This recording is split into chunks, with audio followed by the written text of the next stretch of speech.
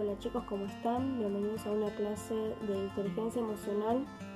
Hoy vamos a trabajar un poquitito lo que se conmemora el 19 de abril, ¿sí? Es el Día de la Convivencia en la Diversidad Cultural. Les voy a leer un poquitito qué es específicamente lo que se recuerda ese día. ¿Sí? Dice: el 19 de abril recordamos el levantamiento del gueto de la ciudad de Varsovia, Polonia, ocurrido en el año 1943. Este acontecimiento se inscribe en la memoria colectiva de la humanidad como una de las acciones de resistencia más importantes y emblemáticas que se vivió durante el nazismo. Aunque hubo otras formas de resistencia que las víctimas desplegaron para sobrevivir en y a los guetos, como las llamadas resistencias espirituales y culturales. Por sus características, el levantamiento en armas del gueto en Varsovia tuvo un gran impacto y motivó otras acciones similares en otros guetos y en algunos campos de concentración y exterminio durante el Holocausto. Después dice: los guetos fueron concebidos por el nazismo para confinar allí a la población judía de Polonia, en el marco del proceso de segregación sustentado en la política antisemita. Construían espacios restringidos en las ciudades en donde las personas vivían separadas del resto de la sociedad por muros o alambrados de púa, y en donde las condiciones de vida y salubridad eran extremadamente malas. Se calcula que durante el nazismo hubo alrededor de 400 guetos. Bien, la información continúa, pero más o menos lo que dice la información es que nosotros vamos a conmemorar un hecho histórico muy importante y también muy doloroso, ¿sí? Si ustedes pueden, tal vez alguna vez escucharon sobre la Segunda Guerra Mundial, en donde los nazis, ¿sí? Los alemanes nazis, una parte de Alemania estaba en contra de los judíos, ¿sí? Y se produjo un genocidio muy importante. Bien, ¿qué es genocidio? Como para empezar a trabajar. Dice que es la aniquilación sistemática de un grupo social por motivos raciales, políticos o religiosos. Bueno, en este caso, los nazis no querían a los judíos, entonces lo que ellos decidieron fue que eran malos para la sociedad, no contribuían. Entonces, en primer lugar, lo que hicieron, ¿sí?, fueron los llamados guetos. ¿Qué son los guetos? ¿Sí? Eran barrios en los que vivían o eran obligados a vivir los judíos, ¿sí? Los judíos en ciudades de Italia, Polonia y otros países centroeuropeos. Esos guetos eran una especie de barrio en donde estaban limitados, separados de la sociedad, del resto de la sociedad. Había alambrados de púa, ¿sí? Ahí en esos guetos vivían todos los judíos. Imagínense que eran un montón y no era un espacio grande, sino que eran espacios muy pequeños. No había una buena higiene, no se alimentaban como corresponde y aparte eran maltratados por una parte de la sociedad y más que nada por los nazis, ¿sí? En primera instancia lo que hicieron fueron apartarlos y ponerlos en estos guetos, en donde en un momento determinado uno de los guetos de Varsovia, ¿sí?, unos jóvenes cansados de la situación empezaron a enfrentarse a los nazis. Por supuesto que los nazis no optaron por otra cosa que exterminarlos. Su decisión era la aniquilación, por eso se dice que hubo un genocidio. Luego de los guetos, lo que hacían estas personas, ¿sí?, los que estaban con los nazis, los alemanes, era llevarlos a los campos de concentración y ahí los torturaban, ahí le hacían de todo hasta que los mataban. Los judíos, muchos de ellos se escondían en cuevas, debajo de la tierra, para no ser atrapados. E inclusive las personas que los ayudaban también podían llegar a estar presas o hasta las podían llegar a matar. Fue un momento de la historia muy difícil.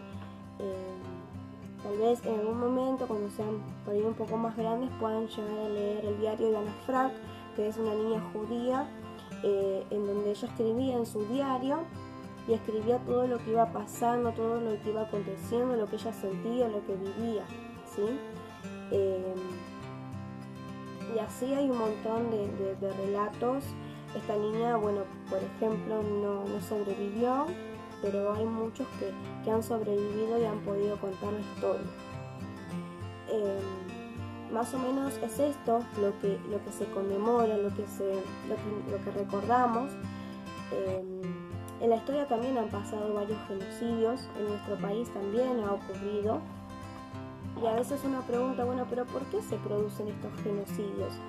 Bueno, porque hay algunos, como nosotros habíamos trabajado, de valores, también hay otros antivalores. Por ejemplo, la discriminación, el odio, la violencia, el señalar lo diferente, ¿sí? el no tener la empatía, como trabajamos en la clase anterior de inteligencia emocional, el no tener empatía, la intolerancia, el no poder soportar al otro, todo el odio, el rencor, la discriminación, todo eso llevaron a que se produzca este genocidio. Imagínense que estos nazis le tenían odio, le tenían bronca, los discriminaban, los creían seres inferiores a ellos. Ellos pensaban que ellos eran superiores y que los judíos no ayudaban al mundo y tenían que ser todos exterminados. Imagínense en cuánto era el odio y todo lo que había en su interior para hacer semejante hecho, ¿sí?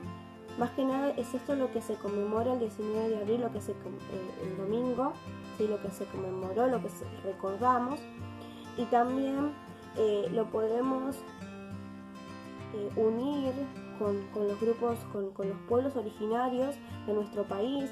Nosotros estamos viendo los mayas, los aztecas, después vamos a ver los incas y vamos a ver cómo estos pueblos también fueron discriminados y fueron atacados y fueron asesinados por un grupo de personas que pensaron que eran diferentes y que eran superiores, que eran los españoles.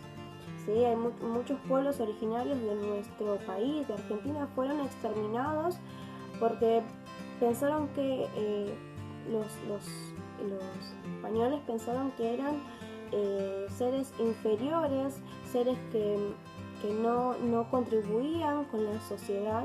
Entonces fueron exterminados de forma violenta, asesinados.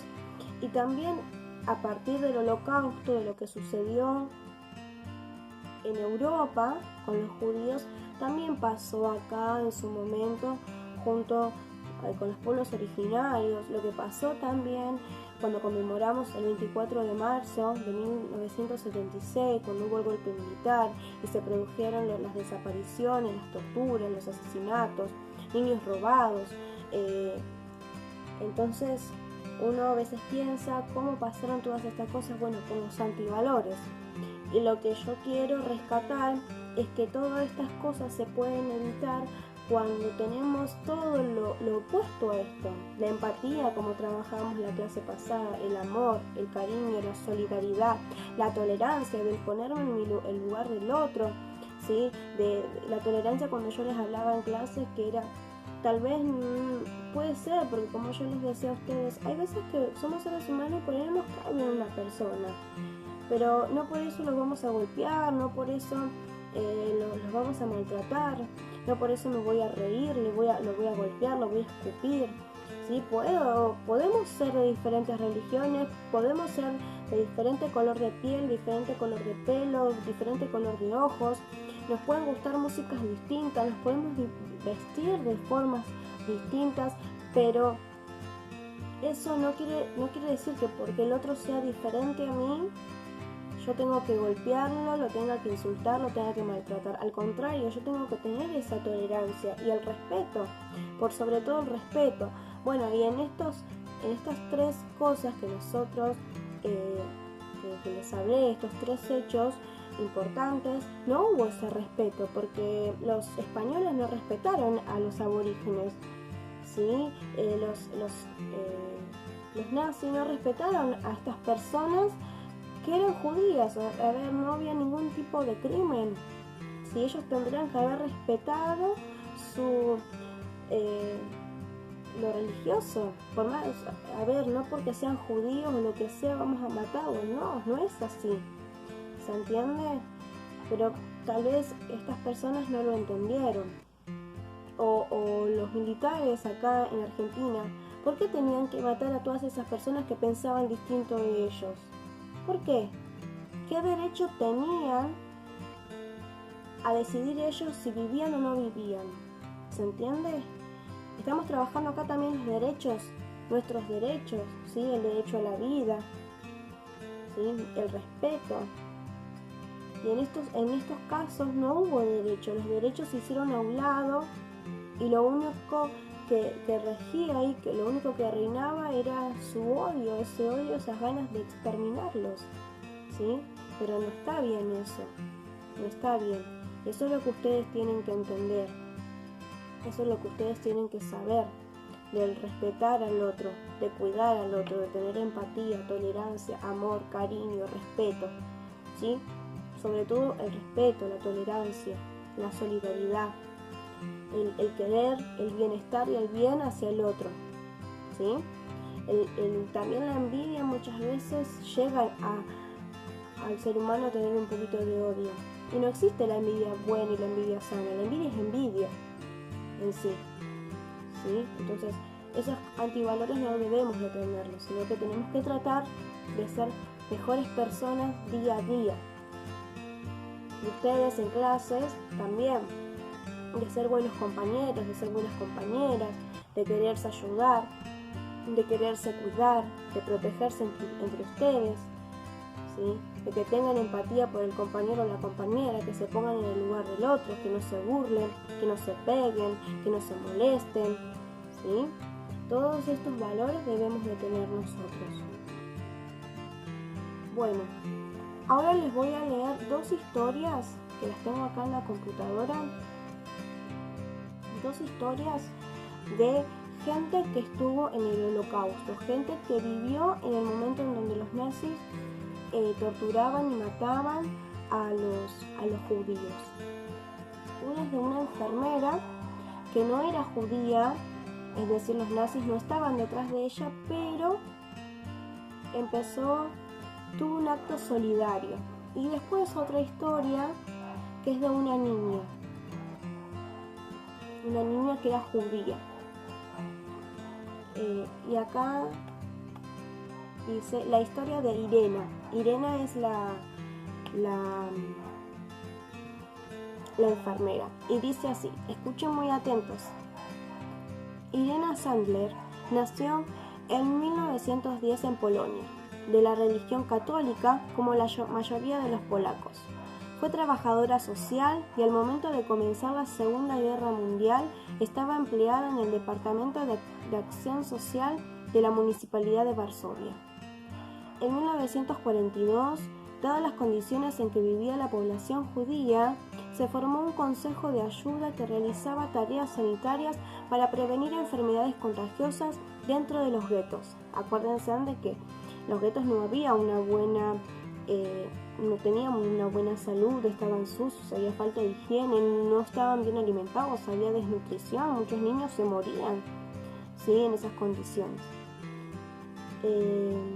Irena participó activamente ahí, realizando trabajos de asistencia a través del Consejo de Ayuda en el gueto de Varsovia. Esta mujer, recuerden, era católica, pero era enfermera y quiso ir a ayudar. Al poco tiempo de trabajar allí, comenzó a sacar de manera clandestina. Clandestina quiere decir que de manera ilegal, ¿sí? Se escondía, pero Miren por qué se escondía. Y dice, al poco tiempo de trabajar allí, comenzó a sacar de manera clandestina a los niños más pequeños para evitar que murieran por las difíciles condiciones de vida y que fueran enviados a los campos de concentración y exterminio. Lo que ella hacía era agarrar a los niños más pequeños, ¿sí?, y los escondía para que ellos no se murieran, porque estaban viviendo en unas condiciones muy precarias, y si no, eran enviados a los campos de concentración y muchos de ellos eran asesinados. Entonces lo que hacía ella era esconderlos. Se calcula que Irena logró salvar aproximadamente 2.500 niños y niñas. Llevó un registro exhaustivo de los lugares donde envió a cada niño. Ella quería que los niños no perdieran sus orígenes y sus verdaderas identidades. Entonces lo que ella hizo fue, escribía en un papel todo, nombre y apellido del niño, de la niña, y dónde ella lo llevaba, a qué hogar, para después, cuando en algún momento terminara toda esta guerra, todo este mal, que puedan volver con sus familias en caso de que los padres vivieran, o que ellos mismos, por más que sean huérfanos, que sepan de dónde vinieron, cómo se llaman, quiénes fueron sus padres. Y dice, pero para ello hizo listados con la información de cada niño y los guardó, enterrándolos en el jardín de una vecina para que no fueran hallados. En Polonia, durante la ocupación nazi, brindar ayuda a la población judía era castigado con pena de muerte.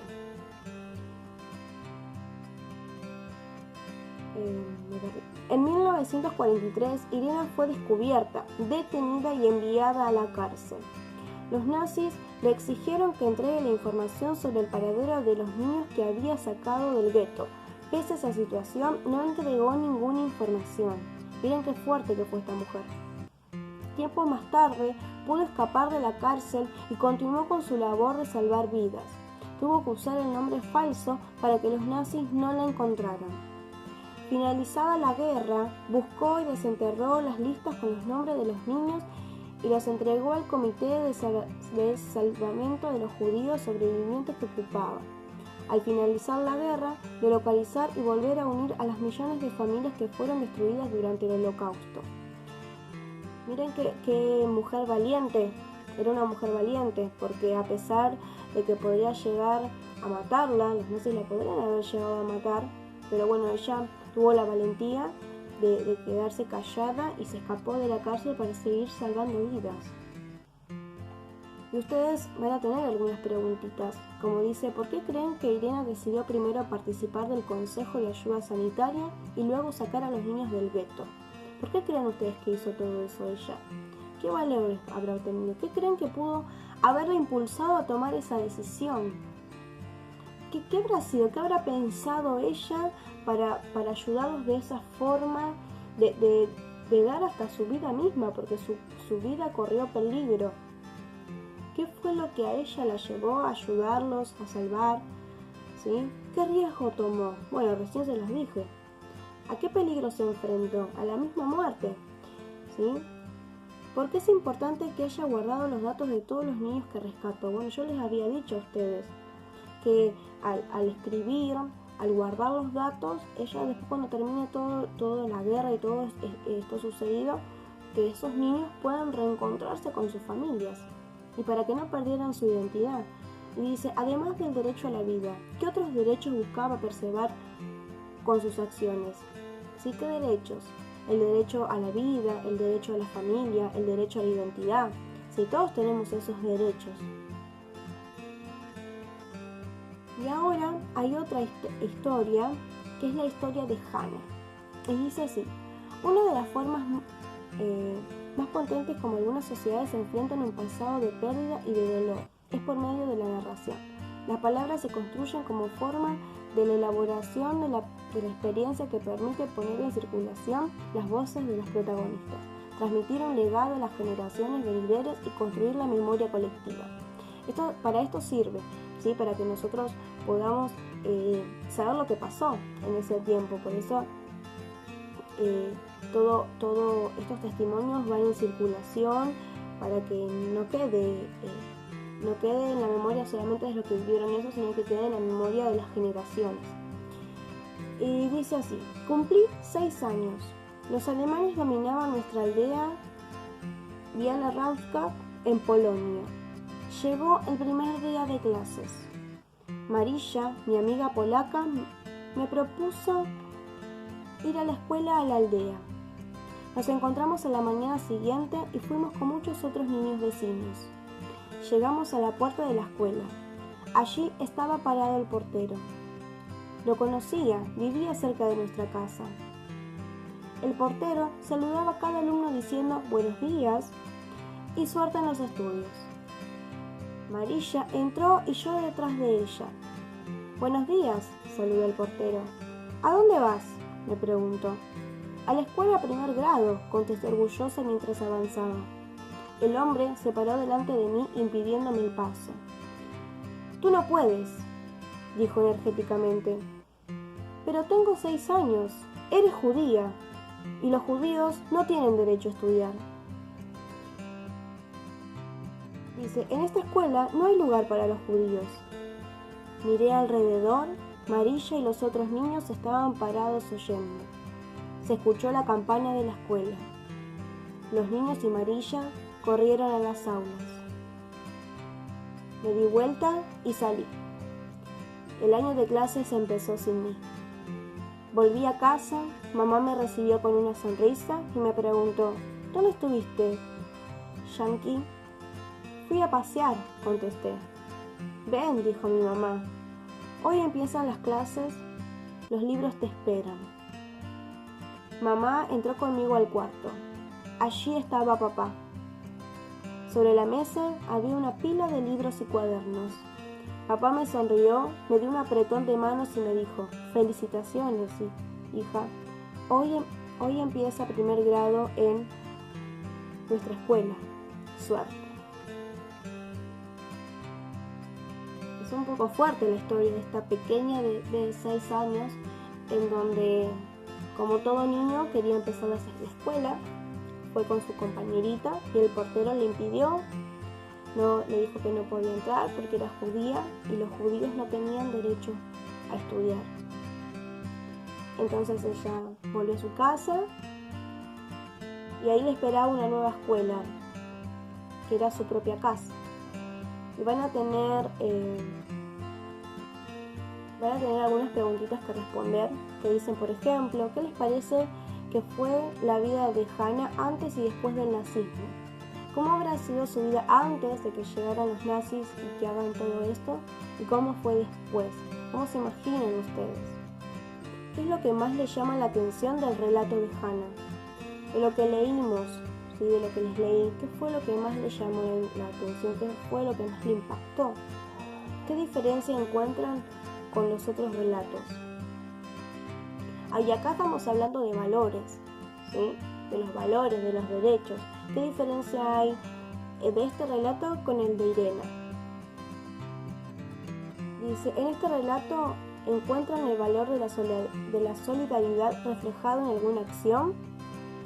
Es una pregunta. Ustedes, a ver, acá, en este relato, ¿encuentran algún acto de solidaridad?